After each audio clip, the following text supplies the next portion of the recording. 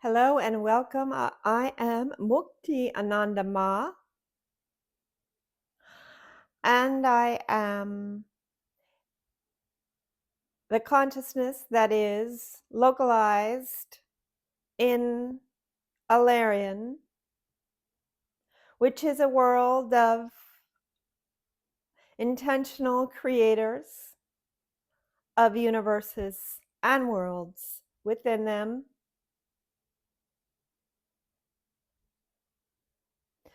I, along with other collaborators, architects, builders, masters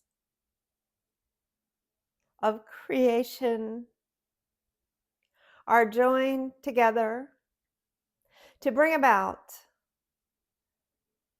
an earth reality that will contain both mortal and eternal beings,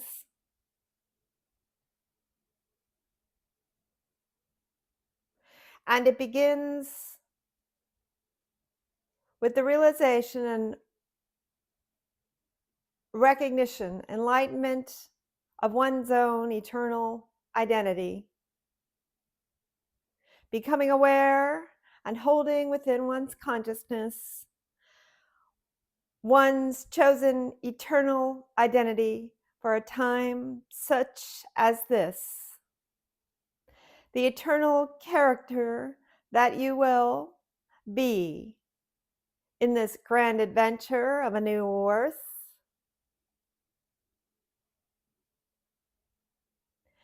In this reality timeline,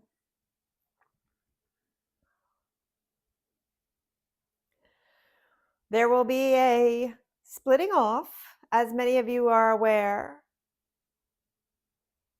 into various earth timelines, beings who will continue on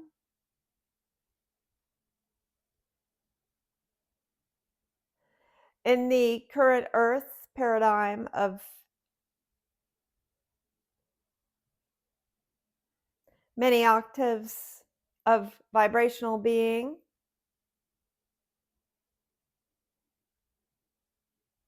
And then those of us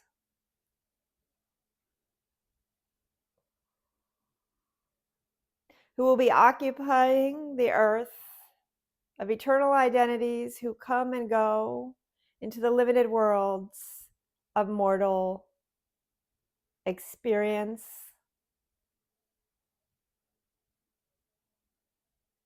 To bring the good tidings and news, to experience this dynamic, this contrast, but now from a place of wisdom, having lived many, many, many, many, many lifetimes as a mortal being, many identities, many lifetimes as a mortal being, understanding from experience all the things that will be useful to be of service as an eternal being to a mortal being.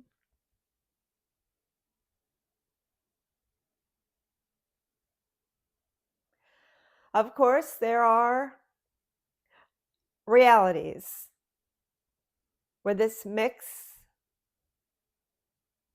of mortal and what we'll call immortal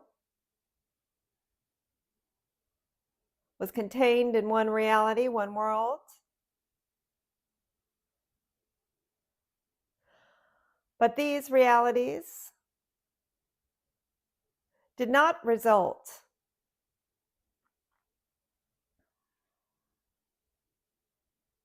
in the highest creations. And there was a great fall.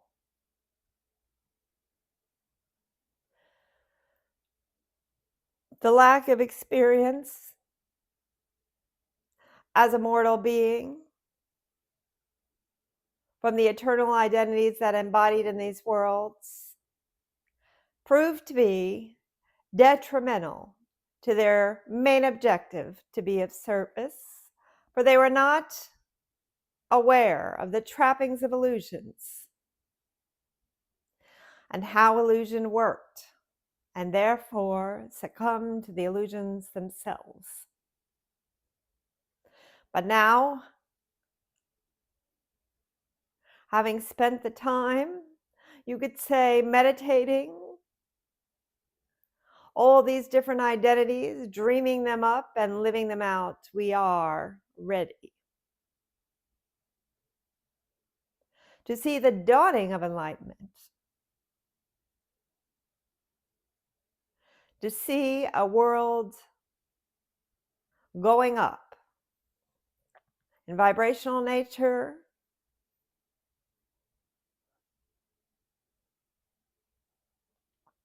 So, many are wondering now, aware of their eternal identity, having seen, experienced, and felt this eternal identity, the one that does not die, the identity that is fluid in nature, the identity that knows its own righteous power, that knows its own ability, that has been a world creator of eternal realities,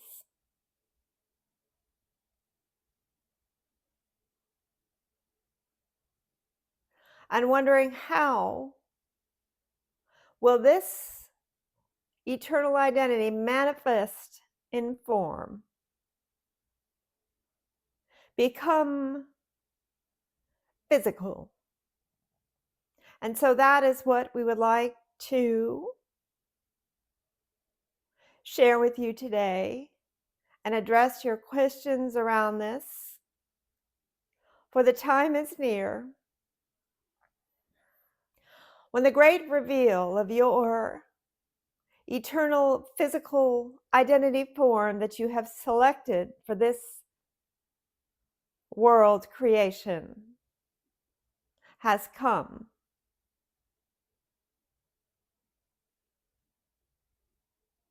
And we are ready. Thank you, Mukti Anandama. It's always a pleasure to be in your presence. So many questions. I guess one of the first questions we would ask is, what can the limited self do to help? Often it feels almost pointless, like a small dog trying to jump to help you pick it up. What you are asking is, what is the role of the limited identity in the assumption, the adoption of the eternal identity? Is that right? Yes.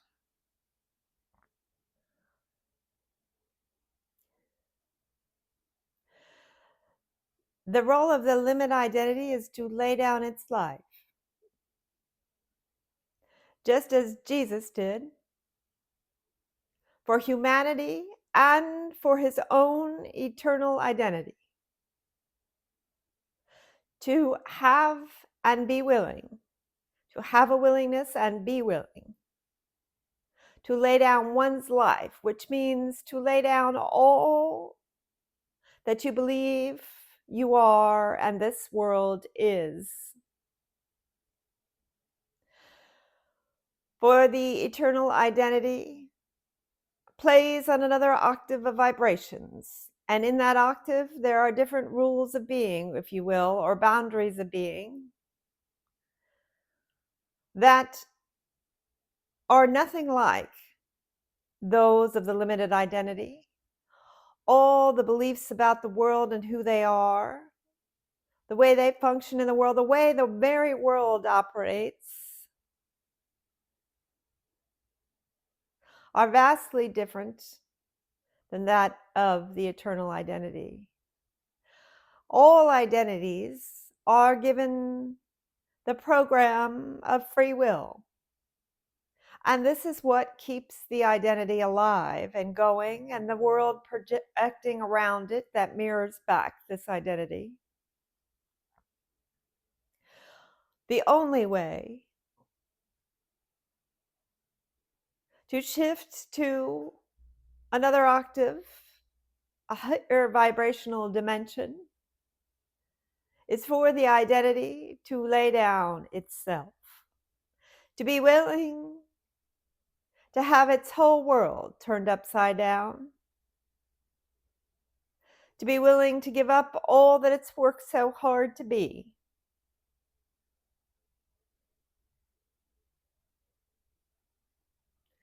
This is something that you can do on a daily basis. When you stop the struggle, the fighting, the explaining of yourself, the justifying, and all the efforts to improve you, the identity,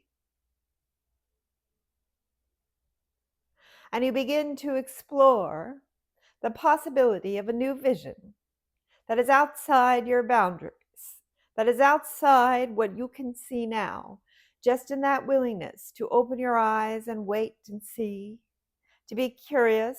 Perhaps there is another way of looking at the world that I am now open to.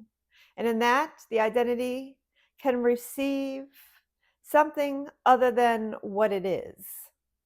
And this something is your eternal consciousness, wrapped in the wrapper of an identity, an eternal identity, founded and operating from the recognition that it is the creator, it is the source, it is the God of all that it experiences.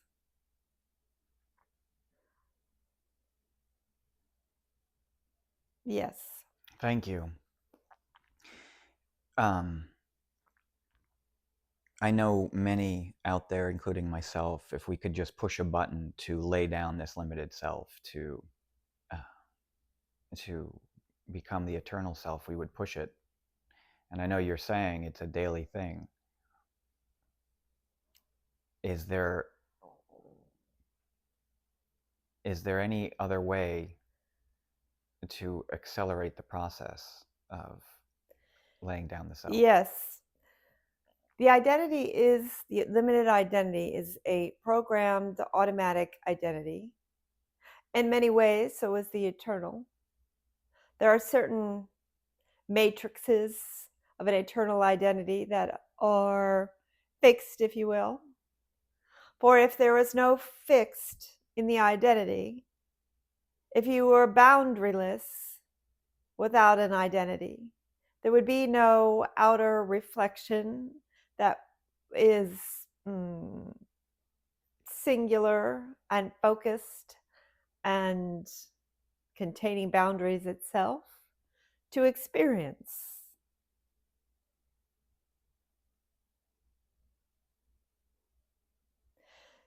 So when one wants to make this octave jump, which going from the current earth reality to this new earth of divine beings embodied, of a world that is dawning its eternity rather than moving always and ever towards decay and death.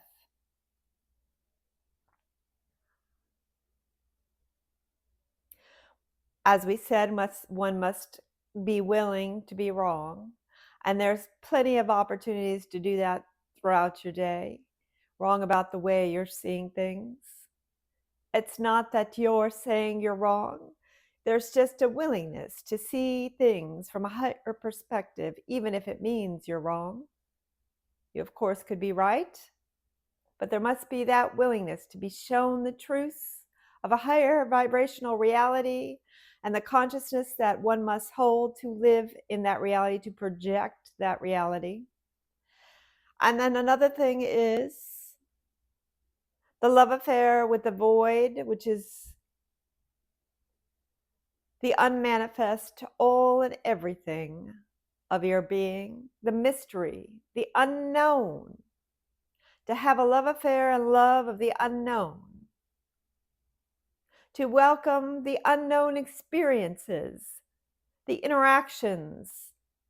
When you pick up the phone to call somebody you think you know, give it to the unknown to reveal to you something new. Something from a higher vibrational perspective and consciousness. Something outside your take on that individual.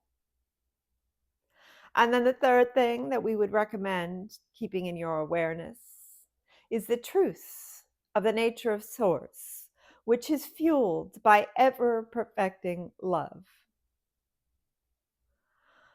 And if you dwell in that remembrance, that is what you shall experience, an ever perfecting reality, an ever perfecting unfoldment, an ever perfecting identity. Thank you. This morning, our limited selves were discussing many things. One thing I wanted to ask a question on: when we wake up in the morning, we have a new. Before you go on, I do want to make a distinction. And I did mention this before, but I want to make sure it's understood. All identity is limited. But a limited identity may be aware of its unlimited nature, may be aware that it can be any identity. And so, in that sense, that is a limited identity who is liberated, but still limited. For all identity must be limited and have boundaries in order to project a reality. So please go on. Thank you.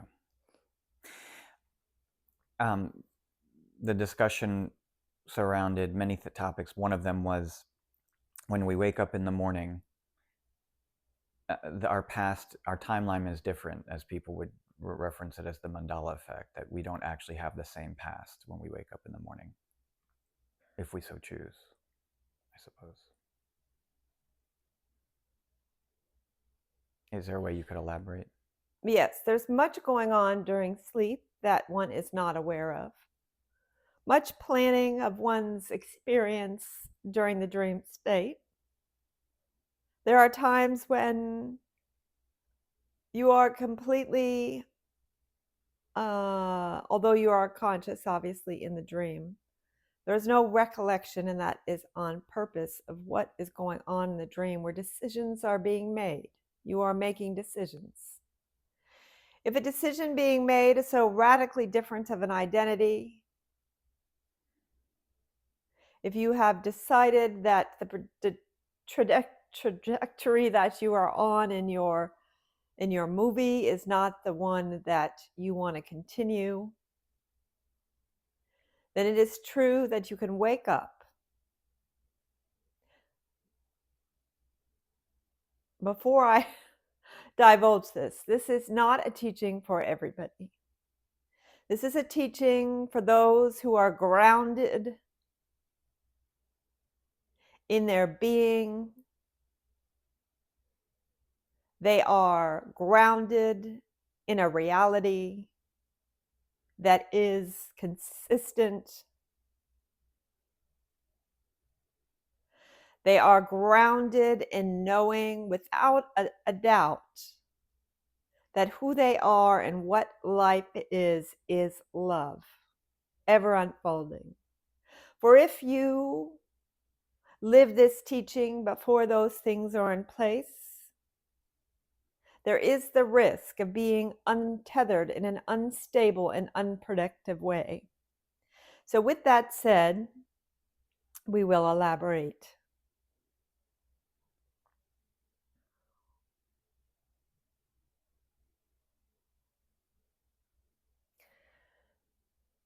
If in your dream state, which is really a superconscious state, where often we meet with our mentors, our guides,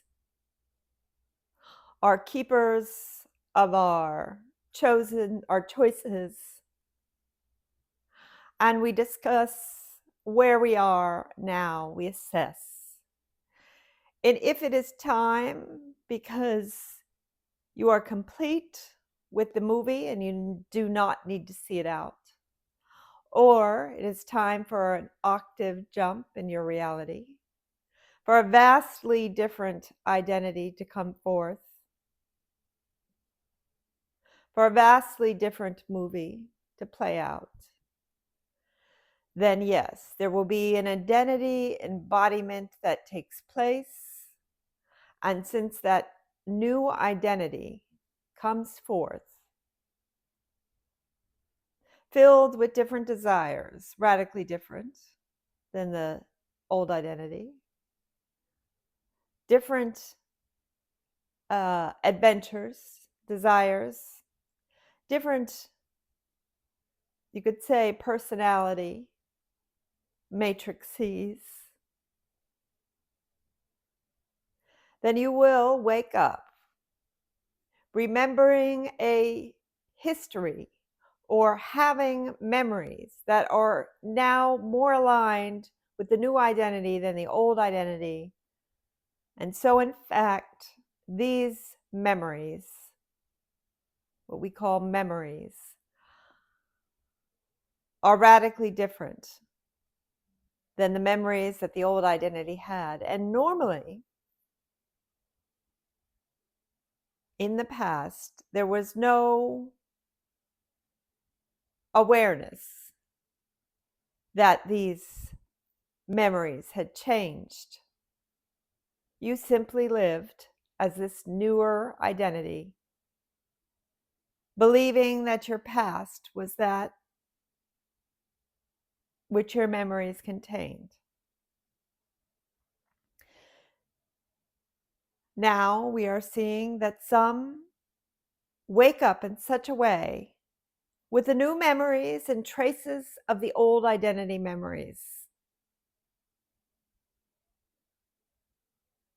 What people are calling the Mandela effect.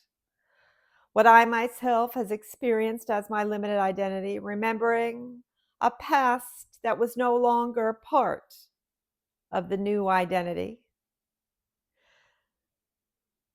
which meant I was in a reality where the people and the players of my reality who were involved in that past, doing the things that they did not do them in the current reality identity past. Very confusing. And many go through this, and it certainly is crazy making. But if you are grounded in the knowing that life is ever perfecting love, that you are okay, that even though you can't track a storyline, you are headed in the right direction, then you are ready to take this leap into another octave, an octave so large, larger than anything that we have done together. For you are going without death, from immortal identity to eternal identity, almost overnight. This is not a gradual thing. This is a thing where the change will take place and you will awaken with a story in your mind that makes it make sense.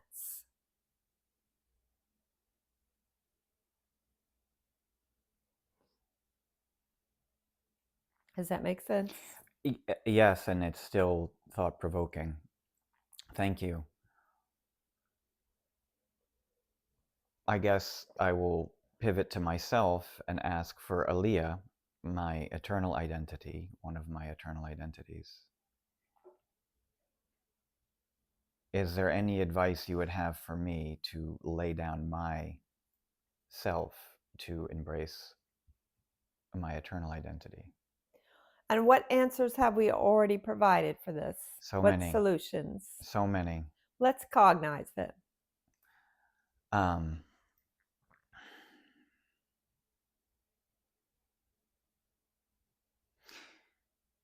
We gave you 3 keys. A willingness to be wrong about your perception of people, places, and things. In that, there's a willingness to be shown another perspective from a higher consciousness. In every interaction, there will be an opportunity to do that. You have beliefs about people in your lives, about the things that you are doing. Of course, the no can still be there, but it's no, show me something better, right? So we add that to the no. Show me a different way of perceiving and interacting with this moment that I'm saying no to. Show me something that I'm not seeing, that it's in a higher octave in this moment. So that is key number one. Key number two is what?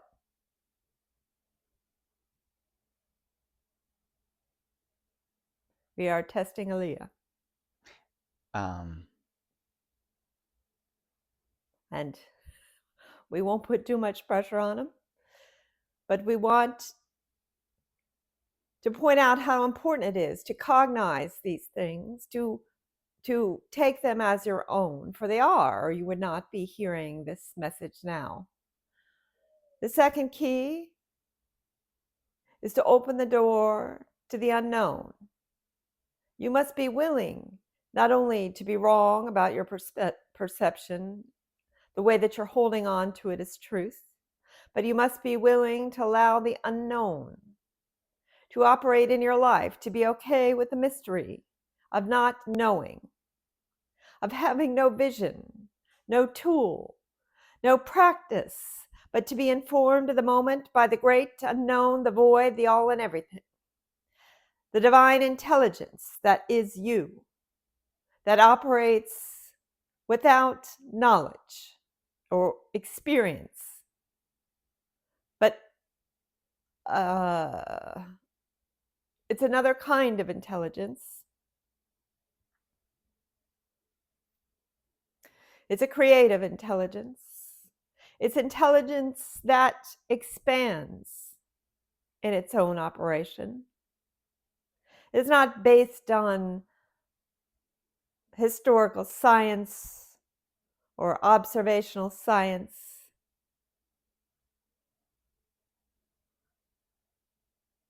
There is not an English word for this type of intelligence.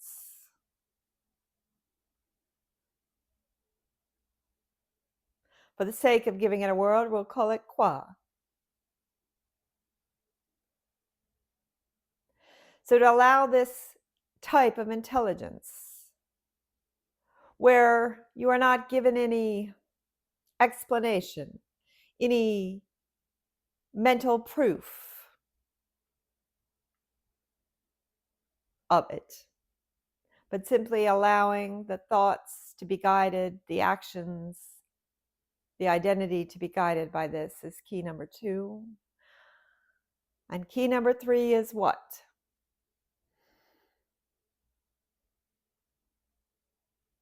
Resting in ever perfecting love. The vibration of ever perfecting love rather than unconditional love as your foundation. Your foundation becomes ever perfecting love. These three keys are all you need to do your part. Thank you. You're That welcome. certainly is very helpful to lay it out so succinctly. Yes, you're welcome. So this is good time to stop for now. We thank you. We are so happy. We being the eternal identity of Mukti Ananda Ma and all your eternal identities who are listening in. The time is now, always. But in this movie, we would say soon. You will experience a great shift, and yet it'll seem so natural. But for those of you that have the traces of memory, the limited identity, it will be extraordinary. You will know you have entered a new world, not a better current reality, but a totally new earth, new world with different laws, different boundaries, different truths of the world. We thank you. We love you. Let's go.